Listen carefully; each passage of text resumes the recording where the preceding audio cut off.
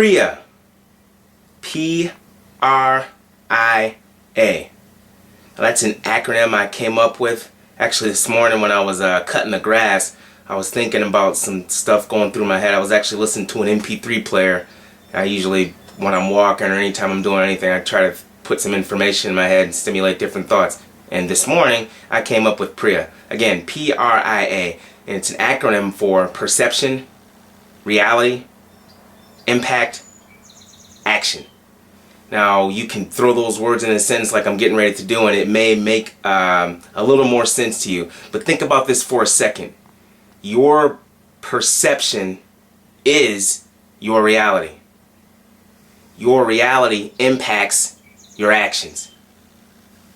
I was thinking about that, and I was trying to figure out how could I put that in a word.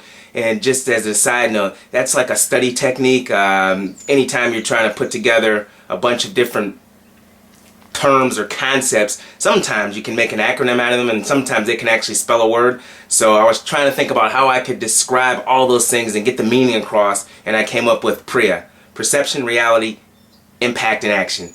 And again, your perceptions become your reality, which impact your actions. So who cares and what does it mean? I'll give you 3 or 4 examples, and then you can come up with your own examples. But I want you to think about what you're thinking about. I guess is the kind of the theme. The first example is this: if you believe, and we'll describe perception as what you believe in, what you think is real, or how you're determining it, what it means to you. That's how we'll describe perception. If your perception of fear is trying new things, until your perception of trying new things and or fear, you associate fear with trying new things creates fear for you. Until you have a different perception of trying new things, you may never actually try anything new. Does that make sense? Maybe it does, maybe it doesn't. How can that impact your wrestling or anything else? We'll give you a wrestling example. Very young children, sometimes if they learn how to do one specific skill, they'll stick with that skill because it's working for them. Unconsciously in their mind, they may be thinking, if I try anything else, it may or may not work. I know this particular move works. I'm going to execute this move as many times as I can. Actually, they get good at the move, and they normally figure out different variations of that move so they can do a bunch of different moves.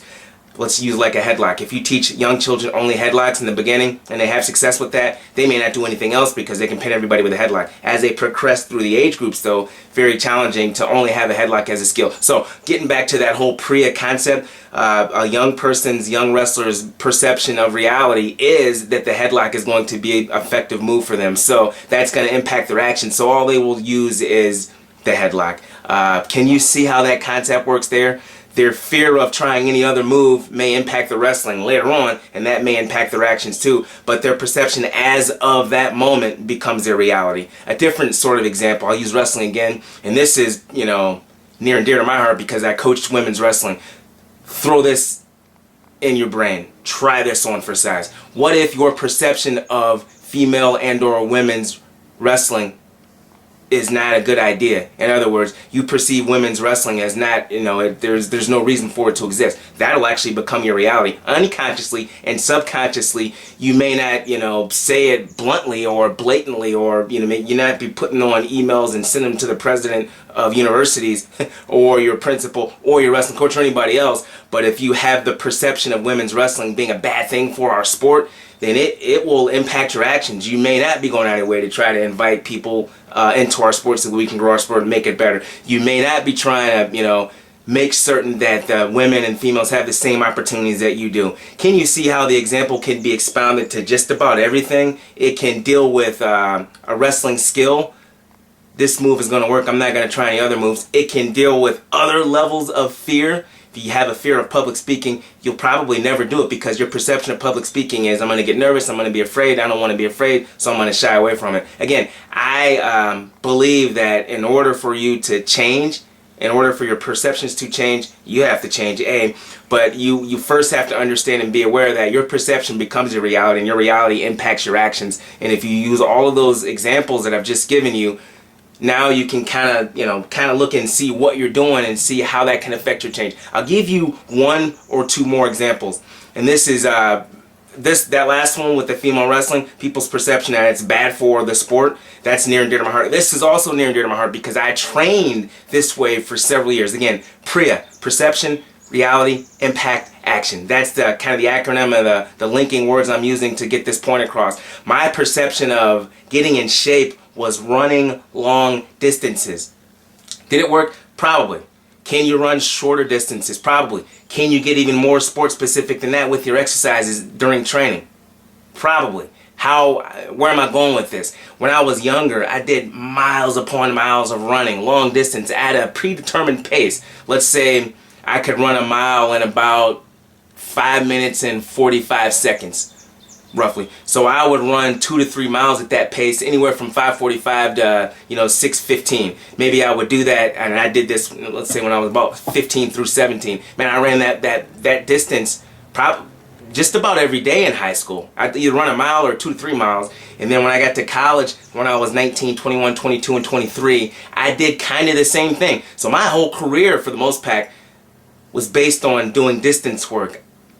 Unconsciously, I didn't understand why I was doing it. My coach told me to do it, that's what I did. Okay, so my perception of reality was getting in shape was doing long distance running. As I got a little more experience, as I traveled around the world, as I started to study sports science and other sport training theory, I started to believe this. My perception changed.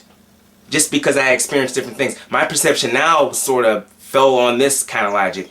Sport-specific training, explosive movements, linking explosive movements together could equal the same time and or distance per the skill. In other words, if I want to run a mile, why not run 10, 1,500 yard sprints with a little bit of, recovery time in there? If I even want to get more sport-specific than that, why not do 25 to 30-second goes. Put them in different positions. Start off in a single leg, start off in a high crotch, start off with a gut wrench if you're doing freestyle Greco-Roman, if you're doing folk style wrestling, start off in a sit-out movement, start off in a power half, start off with your arms under the person, they just set out. So you do 30-second goes, and you just, you can build on that. The whole idea is you want to, expound on that explosive strength. Again, I'm now explaining the concept of my perception before was doing distance work to get in shape. Is there a place for that? Yes. Can it work? Yes. Is there a different way to do it, and can it be effective? Yes. How do I know that? When I became coach of the United States Olympic Education Center, I stopped doing long distance running.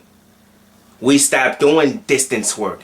Guess what happened? We had the same amount of success, if not more. In fact, about 2 years ago, when my athletes, I had, I think, 3 or 4 athletes make the junior world team. There's 8 weight classes. We had half the people on the team. Think about that for a second. And then we had one of them or 2 of them actually win medals. And they came back from the training camp from the junior world team, and they explained to me, they're just like, that first 2 or 3 weeks, I think it was a 2-week training camp, and then they had 3 of them throughout the summer. And they were like, we were doing mile runs, and it was like, we haven't done mile runs ever, because when they got into our training system, I kind of deprogrammed them and put this different thought into their mind, and it made sense for them. They wanted to develop their explosive strength. So their perception when they got to that camp was, well, why the heck are we doing this? How is this going to help me become a better wrestler? Why am I doing distance work when I don't need to? I'm suggesting to you they both may work, but one may actually be more effective. I don't do any distance work right now at all. I mean, if I want to do that amount of time, I put it in increments of 15 to 20 seconds. Again, perception can become reality, and that reality can impact your actions. Now, which one is better? I'll leave that up to you. I'm simply explaining to you, I don't do a lot of distance work because my perception is that it may be less beneficial. It may take more time when I could be doing something else. Okay, one more wrestling example with regard to the Eastern Europeans and the Asians in our sport, right? The sport that we love.